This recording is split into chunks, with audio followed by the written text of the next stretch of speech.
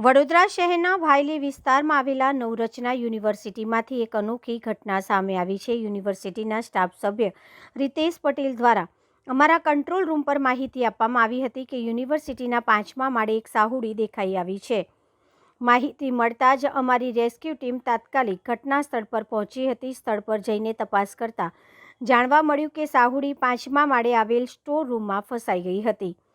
ત્યારબાદ ટીમના સભ્યો જિગ્નેશ પરમાર અને દોરીલાલ ફોજદાર સાથે મળીને ખૂબ જ કાળજીપૂર્વક રેસ્ક્યુ ઓપરેશન હાથ ધરવામાં આવ્યું। કોઈને પણ નુકસાન ન થાય તે રીતે જરૂરી સાવચેતી રાખીને સાહુડીને સુરક્ષિત રીતે પકડી લેવામાં આવી હતી।